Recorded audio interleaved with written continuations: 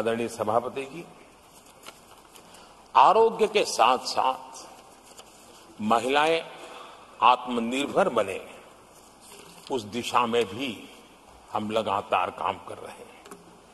बीते वर्षों में हमने जो 4 करोड़ घर बनाए हैं, उसमें से ज्यादातर घर हमने महिलाओं के नाम पर रखे। बैंकों में खाते खुलने से, मुद्रा और सुकन्या समृद्धि जैसी योजना से आर्थिक फैसलों में महिलाओं की भूमिका भी बढ़ी है, भागीदारी भी बढ़ी है और एक प्रकार से वो परिवार में भी अब निर्णय प्रक्रिया का हिस्सा बनने लगी है। आदरणीय सभापति जी, विमेन सेल्फ हेल्प ग्रुप्स, उससे जुड़ी 10 करोड़ बहनें, उनका आत्मविश्वास तो बढ़ा ही बढ़ा है, उनकी आय भी बढ़ी है। अभी तक 1 करोड़ बहनें जो ये सेल्फ हेल्प ग्रुप में काम करती हैं, छोटा छोटा गांव में कारोबार करती है, मिल करके करती है, किसी गांव वालों की भी नजर नहीं जाती इनकी तरफ। आज मैं बड़े गर्व से कह सकता हूं कि उन्हीं में से 1 करोड़ बहनें लखपति दीदी बनी और हम आने वाले समय में ये आंकड़ा 3 करोड़ बहनों को लखपति दीदी बनाने की दिशा में बढ़ा रहे हैं। आदरणीय सभापति जी, सरकार का प्रयास है कि हर नए सेक्टर को हमारी महिलाएं लीड करें, वो अगुवाई करें, उस दिशा में हम प्रयास कर रहे हैं। नई टेक्नोलॉजी आती है, लेकिन महिलाओं के नसीब बहुत बहुत आखिर में आती है। हमारी कोशिश है कि नई टेक्नोलॉजी का पहला अवसर हमारी महिलाओं के हाथ लगे और वे इसको और इसी के तहत नमो ड्रोन दीदी ये अभियान बहुत सफलतापूर्वक आगे बढ़ा है और आज गांव में किसानों को मदद करने का टेक्नोलॉजी के माध्यम से काम गांव की हमारी महिलाएं कर रही है। और मैं जब उनसे बात कर रहा था, मुझे कह रही है, अरे साहब हम लोग कभी साइकिल भी नहीं चलाना जानते थे, आपने हमें पायलट बना दिया है और पूरा गांव हमें पायलट दीदी के नाम से जानने लगा। और इस गरिमापूर्ण बात उनके जीवन में आगे बढ़ने के लिए बहुत बड़ी ताकत बन जाता है, एक बहुत बड़ा ड्राइविंग फोर्स बन जाता है। आदरणीय सभापति जी, देश का दुर्भाग्य है कि ऐसे संवेदनशील मामलों में भी राजनीति जब होती है, तब देशवासियों को, विशेषकर महिलाओं को अकल्प पीड़ा होती है। ये जो महिलाओं के साथ होते अत्याचार में विपक्ष का जो सिलेक्टिव रवैया है, ये सिलेक्टिव रवैया बहुत ही चिंताजनक है। आदरणीय सभापति जी, मैं आपके माध्यम से देश को बताना चाहता हूं,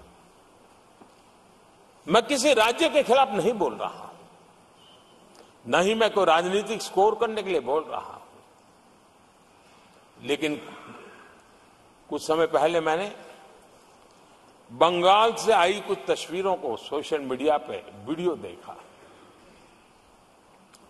एक महिला को वहां सरेआम सड़क पर पीटा जा रहा है। वो बहन चीख रही है, लेकिन वहां खड़े हुए कोई उसकी मदद के लिए नहीं आ रहा है, वीडियो बनाने में लगे हुए हैं। और जो घटना संदेश खाली में हुई, जिसकी तस्वीरें रोंगटे खड़े करने वाली है, लेकिन बड़े बड़े दिग्गज मैं सुन रहा हूं कल से, इसके लिए पीड़ा उनके शब्दों में भी नहीं झलक रही है। इससे बड़ा शर्मिंदगी का दुखद चित्र क्या हो सकता है? और जो अपने आप को बहुत बड़े प्रगतिशील नारी नेता मानते हैं, वो भी मुंह पे ताले लगा करके बैठ गए, क्योंकि संबंध उनके राजनीतिक जीवन से जुड़े किसी दल से या उस राज्य से है। और इसलिए आप महिलाओं पर हो रही पीड़ा को चुपचाप हो जाए। आदरणीय सभापति जी, मैं समझता हूं कि जिस प्रकार से दिग्गज लोग भी ऐसी बातों को नजरअंदाज करते हैं, तब देश को तो पीड़ा होती है, हमारी माताओं बहनों को ज्यादा पीड़ा होती है। आदरणीय सभापति जी, राजनीति इतनी सिलेक्टिव हो और जहां उनकी राजनीति को अनुकूल नहीं होता है तो उनको साफ सूंघ जाता है, ये बहुत चिंता का विषय है। आदरणीय सभापति जी, भारत की जनता ने तीसरी बार पूर्ण बहुमत की स्थिर सरकार चुनकर देश में तो स्थिरता और निरंतरता को तो आदेश दिया ही है, लेकिन इस चुनाव के नतीजों ने विश्व को आश्वस्त किया है। आदरणीय सभापति जी,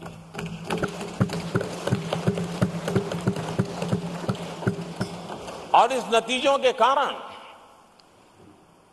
भारत विश्व भर के निवेशकों के लिए एक बहुत बड़ा आकर्षण का केंद्र बनकर के उभर रहा है। इफ्स और बट्स का समय पूरा हो चुका और भारत में विदेश का निवेश भारत के नौजवानों के लिए रोजगार के नए अवसर लेके आता है। भारत के युवाओं की टैलेंट को विश्व के मंच पर ले जाने का एक अवसर बन जाता है।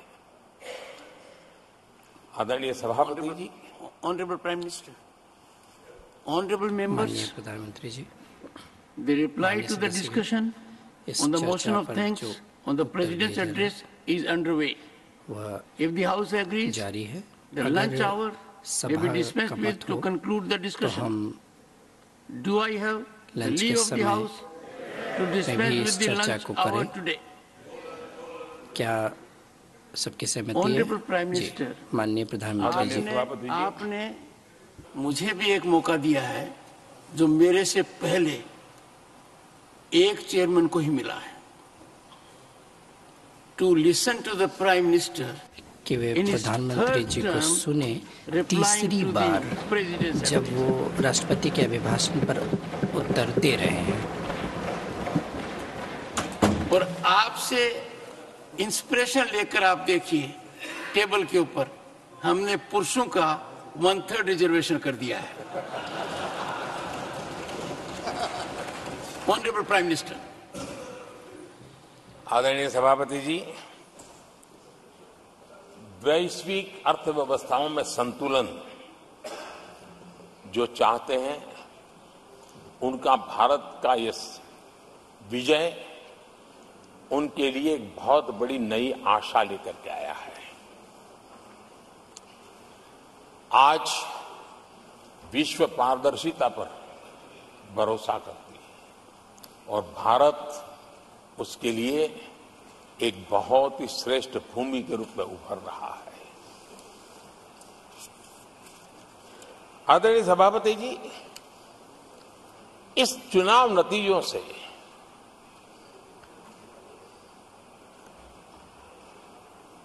जो कैपिटल मार्केट है उसमें तो उछाल नजर आ ही रहा है, लेकिन दुनिया में भी बहुत बड़ा उमंग और आनंद का माहौल है। मैं अपने व्यक्तिगत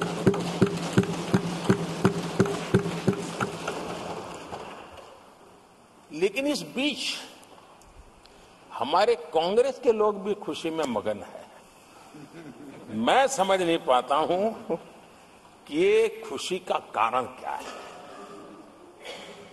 और इस पर कई सवाल है। क्या ये खुशी हार की हैट्रिक पर है, क्या ये खुशी नर्वस 90 के शिकार होने पर है? क्या ये खुशी एक और असफल लॉन्च की है? आदरणीय सभापति जी, मैं देख रहा था ये उत्साह उमंग से खड़गे जी भी बड़े नजर आ रहे थे, लेकिन शायद खड़गे जी ने उनकी पार्टी की बड़ी सेवा की है, क्योंकि जो ये पराजय का ठिकरा जिन पर फूटना चाहिए था उनको उन्होंने बचा लिया और खुद दीवार भर के खड़े हो गए।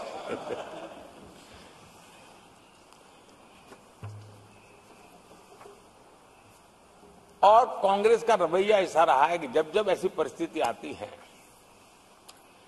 तो दलित को, पिछड़े को ही ये मार झेलनी पड़ती है और वो परिवार बच निकल जाता है। इसमें भी यही नजर आ रहा है।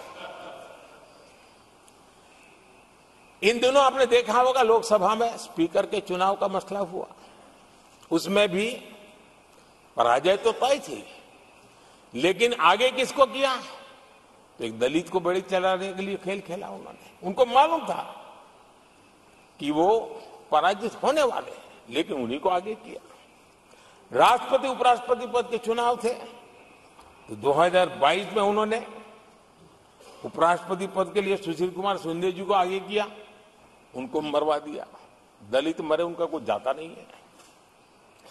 2017 में हार तय थी तो उन्होंने मीरा कुमार को लगा दिया, पराजय हुआ, उनको पराजय झेलना पड़ा। कांग्रेस की एससी, एसटी, ओबीसी ये विरोधी मानसिकता है, जिसके कारण ये पूर्व राष्ट्रपति श्री रामनाथ कोविंद जी का अपमान करते रहे। इसी मानसिकता के कारण देश की पहली आदिवासी महिला राष्ट्रपति को भी उन्होंने अपमानित करना, विरोध करने में कोई कमी नहीं दी और ऐसे शब्दों का प्रयोग किया जो कोई नहीं कर सकता है।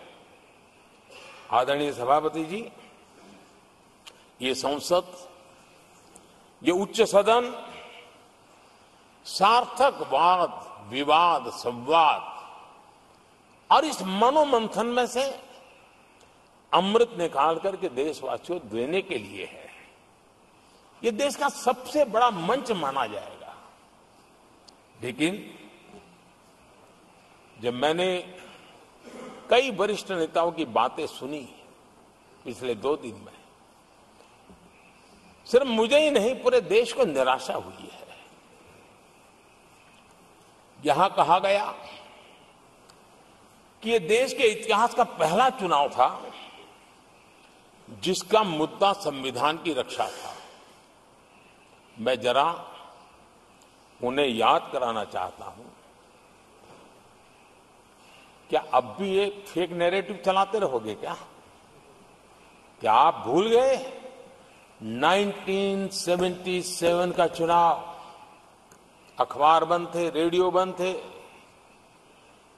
बोलना भी बंद था और एक ही मुद्दे पर देशवासियों ने वोट किया था। लोकतंत्र की पुनर्स्थापना के लिए वोट किया था। संविधान की रक्षा के लिए पूरे विश्व में इससे बड़ा कोई चुनाव नहीं हुआ है और भारत के लोगों की रगों में लोकतंत्र किस प्रकार से जीवित है वो 1977 के चुनाव ने दिखा दिया। लेकिन आप गुमराह कर रहे हो देश को।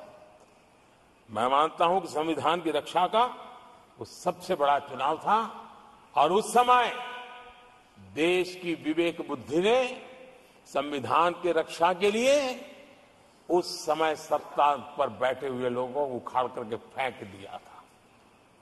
और इस बार अगर संविधान की रक्षा का चुनाव था तो देशवासियों ने संविधान की रक्षा के लिए हमें योग्य पाया है। संविधान की रक्षा के लिए देशवासियों को हम पर भरोसा है कि हां, अगर संविधान की रक्षा को कोई कर सकता है तो यही लोग कर सकते हैं और देशवासियों ने हमें जनादेश दिया है। आदरणीय सभापति जी,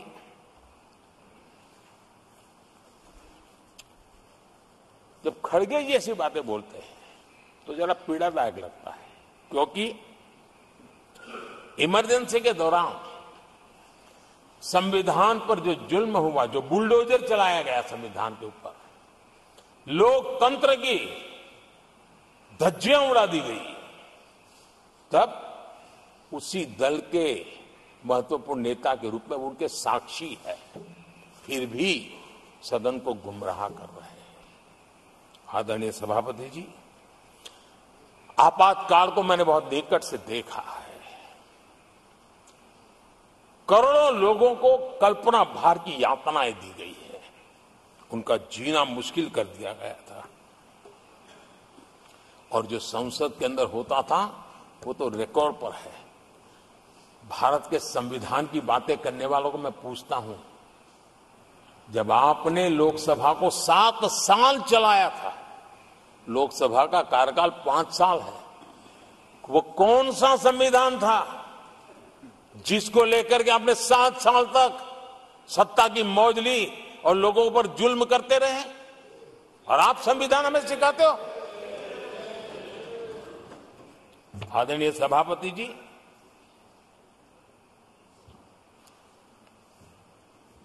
दर्जनों आर्टिकल्स पर, यानी संविधान की आत्मा को छिन्न विच्छिन्न करने का पाप इन्हीं लोगों ने उस कालखंड में किया था। 38वां, 39वां और 42वां संविधान संशोधन, और उस संशोधन में यानी मिनी कॉन्स्टिट्यूशन, यानी मिनी कॉन्स्टिट्यूशन के रूप में कहा जाता था। ये सब क्या था? आपके मुंह में संविधान की रक्षा शब्द शोभा नहीं देता है, ये पाप कर करके आप बैठे हुए लोग हो। इमरजेंसी में पिछली सरकार में 10 साल ये कैबिनेट में थे खड़गे जी, क्या हुआ था? प्रधानमंत्री संवैधानिक पद है, प्रधानमंत्री के पद के ऊपर एनएसी बैठ जाना, ये कौन से संविधान में से लाए थे व्यवस्था? किस संविधान में से बनाया था आप लोगों ने? आपने देश के प्रधानमंत्री पद की गरिमा को चकनाचूर कर दिया था, और रिमोट पायलट बनकर के आप उसके माथे पर बैठ गए थे। कौन सा संविधान आपको अनुमति देता है? आदरणीय सभापति जी, जरा ये बताएं हमको, वो कौन सा संविधान है जो एक सांसद को कैबिनेट के निर्णय को सार्वजनिक रूप से फाड़ देने का हक दे देता है? वो कौन सा संविधान था? किस हैसियत से फाड़ा गया था? आदरणीय सभापति जी, हमारे देश में लिखित रूप में प्रोटोकॉल की व्यवस्था है। राष्ट्रपति, उपराष्ट्रपति, प्रधानमंत्री, स्पीकर सब कैसे कहां होते हैं? कोई मुझे बताएं कि संविधान की मर्यादाओं को तार तार करके प्रोटोकॉल में एक परिवार को प्राथमिकता कैसे दी जाती थी? कौन सा संविधान था? संवैधानिक पदों पर बैठे हुए लोगों बाद में, एक परिवार के लोग पहले। कौन से संविधान की मर्यादा रखी थी आपने? और आज संविधान की बातें करते हैं, संविधान लहराते हैं, जय संविधान कहते हैं। अरे आप लोग तो India is Indira, Indira is India के नारे लगा करके जिए हो। आपको संविधान की कोई आदर भाव कभी व्यक्त कर नहीं पाए हो।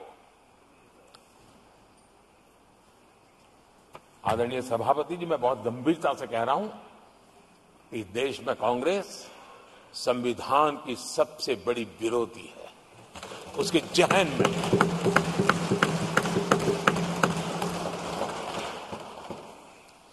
आदरणीय सभापति जी, इस पूरी चर्चा के दरमियान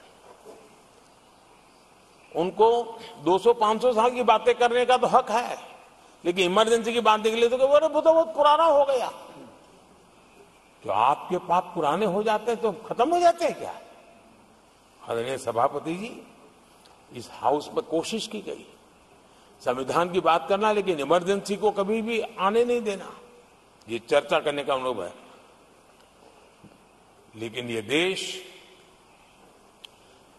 इनके साथ जो लोग बैठे हैं उसमें भी बहुत लोग हैं जो इमरजेंसी के भुक्तभोगी रहे हैं, लेकिन उनकी कुछ मजबूरियां होगी कि आज उनके साथ उन्होंने बैठना पसंद किया है। मतलब अवसरवादिता का ये दूसरा नाम है। संविधान के प्रति समर्पण का भाव होता तो ऐसा नहीं करते। आदरणीय सभापति जी, आपातकाल सिर्फ एक राजनीतिक संकट नहीं था, लोकतंत्र संविधान के साथ साथ ये बहुत बड़ा मानवीय संकट भी था। अनेक लोगों को टॉर्चर किया गया था, अनेक लोग जेल में मृत्यु को शरण हुए थे। जयप्रकाश नारायण जी की स्थिति इतनी खराब हुई कि बाहर आकर के वो कभी ठीक नहीं हो पाए, ये हाल उन्होंने कर दिया था। और प्रताड़ना सिर्फ राजनेताओं की नहीं, आम आदमी को भी नहीं छोड़ा गया था, सामान्य आदमी को भी नहीं। और इनका इतने सारे जुल्म, उसमें इनके लोग भी थे अंदर, उनके साथ भी ये जुल्म हुआ। लेकिन आज भूल, आदरणीय सभापति, वो दिन ऐसे थे कि जो कुछ लोग घर से निकले कभी घर लौट करके वापिस नहीं आए और पता तक नहीं चला कि उनका शरीर कहां गया। यहां तक की घटनाएं घटी थी। आदरणीय सभापति जी, ये बहुत सी पार्टियां जो उनके साथ बैठी हैं, वो अल्पसंख्यकों की आवाज होने का जरा दावा करते और बड़े ज्यादा चिल्ला करके बोलते हैं। क्या कोई मुजफ्फरनगर और तुर्कमान गेट, वहां अल्पसंख्यकों के साथ इमरजेंसी में क्या हुआ था, जरा याद करने की हिम्मत करते हैं क्या? बोलने की हिम्मत करते हैं क्या? आदरणीय सभापति जी, और ये कांग्रेस को क्लीन चिट दे रहे हैं। कैसे देश उनको माफ करेगा? ये शर्मनाक है कि ऐसी तानाशाही को भी आज सही कहने वाले लोग हाथ में संविधान की प्रत लेकर के अपने काले कारनामों को छुपाने की कोशिश कर रहे हैं।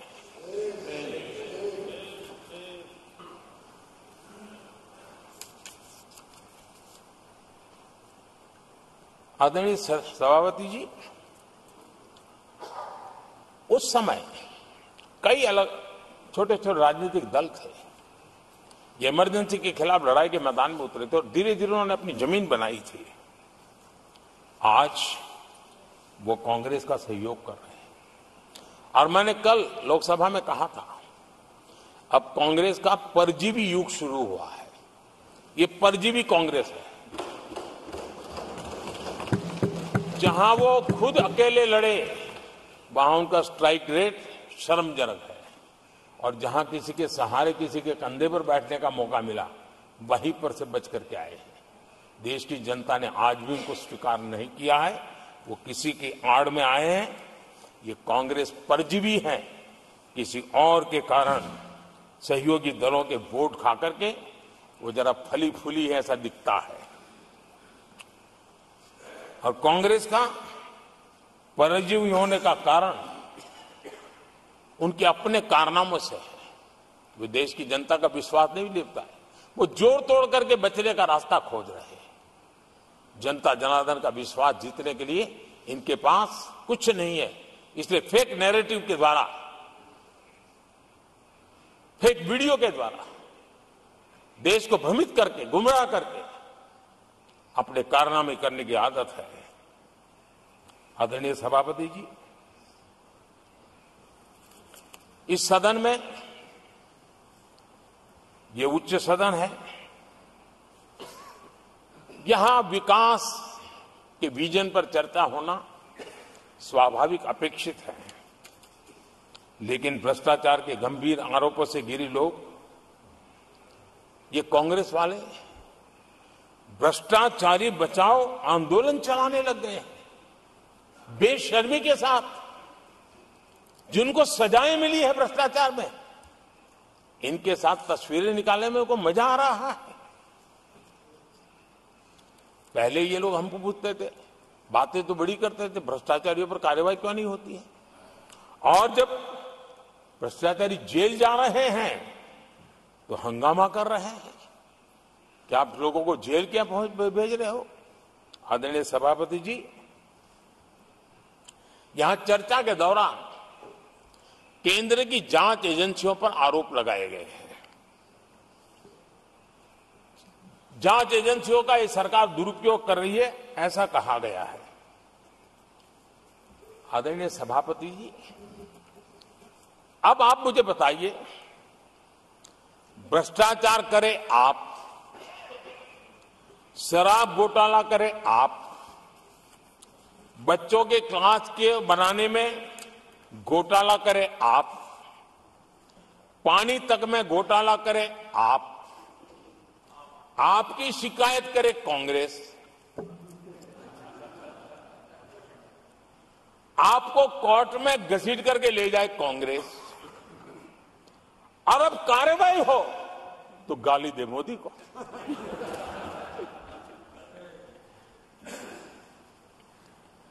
और अब आपस में जरा साथी बन गए हैं लोग। और हिम्मत है तो सदन में खड़े होकर के जवाब मांगो। कांग्रेस पार्टी से मैं आप वालों से कहता हूं, कांग्रेस भी बताएं कि आपने प्रेस कॉन्फ्रेंस करके आपके घोटालों के इतने सारे सबूत देश के सामने रखे थे। कांग्रेस ने प्रेस कॉन्फ्रेंस की थी, इन्हीं लोगों के खिलाफ की थी। अब ये बताएं कि ये जो उन्होंने सबूत प्रेस कॉन्फ्रेंस करके सारी फाइलें बताई थी, क्या वो सबूत सच्चे थे या झूठे थे? दोनों एक दूसरे को खोल करके रख देंगे। आदरणीय सभापति जी, मुझे विश्वास है ऐसी चीजों का जवाब देने की उनके अंदर हिम्मत नहीं है। आदरणीय सभापति जी, ये ऐसे लोग हैं जिनका डबल स्टैंडर्ड है, दोहरा रवैया है। और मैं देश को बार बार ये बात याद दिलाना चाहता हूं, ये कैसा दोगलापन चल रहा है। ये लोग दिल्ली में एक मंच पर बैठ करके जांच एजेंसियों पर आरोप लगाते हैं, भ्रष्टाचारियों को बचाने के लिए रैलियां करते हैं, और केरला में उनके शहजादे, उन्हीं के केरल के एक मुख्यमंत्री जो उनके गठबंधन के साथी हैं, उनको जेल भेजने की अपील करते हैं, और भारत सरकार को कहते हैं कि इस मुख्यमंत्री को जेल भेज दो। दिल्ली में ईडी सीबीआई की कार्रवाई उस पर हाय तौबा करते हैं, और वही लोग उसी एजेंसी से केरल के मुख्यमंत्री को जेल भेजने की बात करते हैं, शहजादे। तब लोगों के मन में सवाल उठता है कि इसमें भी दोगलापन। आदरणीय सभापति जी, छत्तीसगढ़ में कांग्रेस सरकार के मुख्यमंत्री के साथ शराब घोटाला जुड़ा। यही आप पार्टी वाले चीख चीख करके कहते थे कि ईडी सीबीआई को लगा दो और इस मुख्यमंत्री को जेल में डाल दो, खुलेआम कहते थे। और ईडी ये काम करे इसके लिए गुजारिश करते थे। उनको तब ईडी बहुत प्यारा लगता है। आदरणीय सभापति जी, ये आज जो लोग जांच एजेंसियों को बदनाम कर रहे हैं, हल्ला मचा रहे हैं, मैं जरा उनकी याददाश्त पर जोर डालना चाहिए, मैं ऐसा उनका आग्रह करता हूं। जांच एजेंसियों का पहले दुरुपयोग कैसे होता था, कौन करता था, मैं जरा बताना चाहता हूं। मैं कुछ बयान आपके सामने रखता हूं। ये पहला बयान है 2013 का। बयान क्या है? कांग्रेस से लड़ना आसान नहीं है, जेल में डाल देगी, सीबीआई पीछे लगा देगी। कांग्रेस सीबीआई व इनकम टैक्स का भय दिखा करके समर्थन लेती है। ये स्टेटमेंट किसका है? ये बयान है स्वर्गीय मुलायम सिंह जी का। कांग्रेस एजेंसियों का कैसा दुरुपयोग करता है, ये मुलायम सिंह जी ने कहा था। और यहां इस सदन के माननीय सदस्य रामगोपाल जी को मैं जरा पूछना चाहता हूं कि रामगोपाल जी, क्या नेताजी कभी झूठ बोलते थे क्या? नेताजी तो सच बोलते थे। आदरणीय सभापति जी, मैं रामगोपाल जी को ये भी कहा जरा भतीजे को भी बताएं, क्योंकि उनको भी याद दिलाए कि राजनीति में कदम रखते ही भतीजे पर सीबीआई का फंदा लगाने वाले कौन थे, जरा याद दिला दें उनको, पता चलेगा।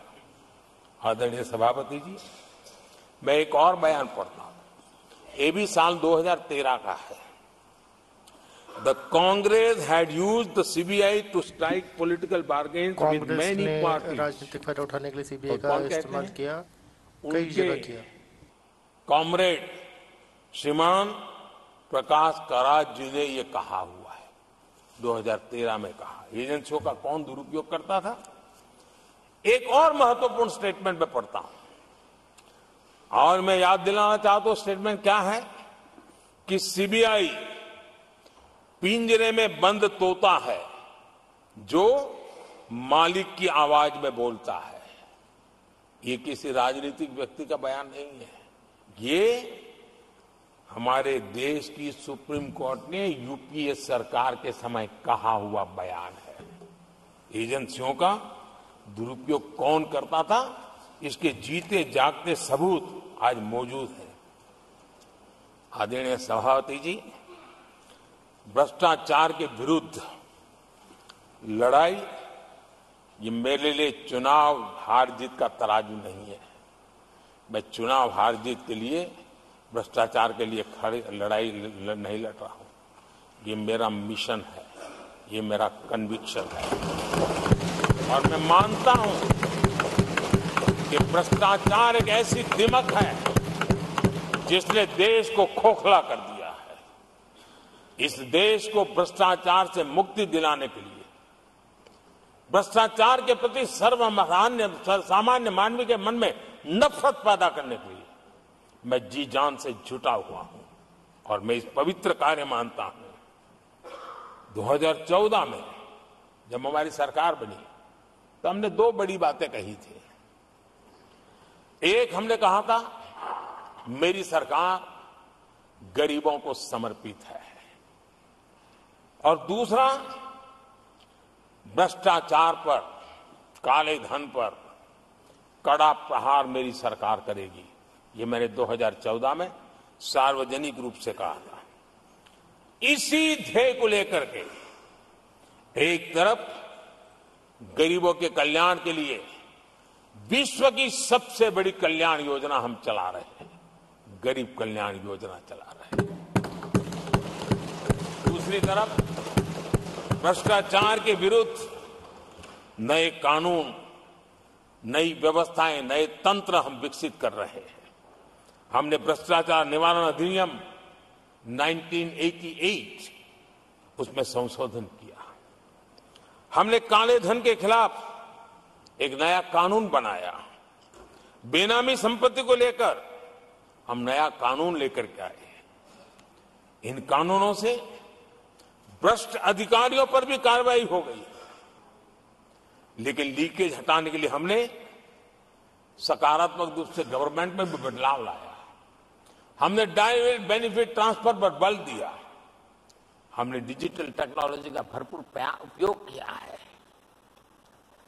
और तभी आज हर लाभार्थी तक उसके हक का फायदा तुरंत सीधा पहुंच रहा है। एक नए पैसे का लीकेज नहीं होता है। ये हमारी भ्रष्टाचार के खिलाफ लड़ाई का पहलू है। और जब सामान्य नागरिक को ये व्यवस्था मिलती है तब उसका लोकतंत्र पे भरोसा बढ़ता है, उसको सरकार में अपनापन महसूस होता है, और जब अपनापन महसूस होता है ना तब तीसरी बार बैठने का मौका मिलता है। आदरणीय सभापति जी,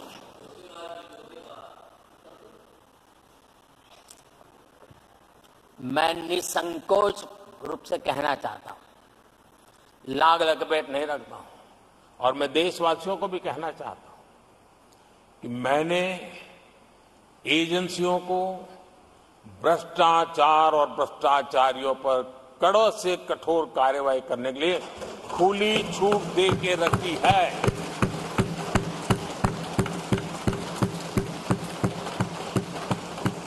सरकार कहीं पर भी टांग नहीं अड़ाएगी। हां, वो ईमानदारी से काम करे, ईमानदारी के लिए काम करे, ये मेरी सूचना है। और आदरणीय सभापति जी, मैं फिर देशवासियों को कहना चाहता हूं, कोई भी भ्रष्टाचारी कानून से बच करके नहीं निकलेगा, ये मोदी की गारंटी है। आदरणीय सभापति जी, राष्ट्रपति जी ने अपने संबोधन में पेपर लीक को एक बड़ी समस्या बताया है। मेरी अपेक्षा थी कि सारे दल दलीय राजनीति से ऊपर उठकर इस पर अपनी बात रखते हैं, लेकिन दुर्भाग्य से इतना संवेदनशील महत्वपूर्ण मुद्दा भी, मेरे देश के नौजवानों के भविष्य के साथ जुड़ा मुद्दा भी इन्होंने राजनीति के भेंट चढ़ा दिया। इससे बड़ा दुर्भाग्य क्या हो सकता है। मैं देश के नौजवानों को आश्वस्त करता हूं कि आपको धोखा देने वालों को ये सरकार छोड़ने वाली नहीं है।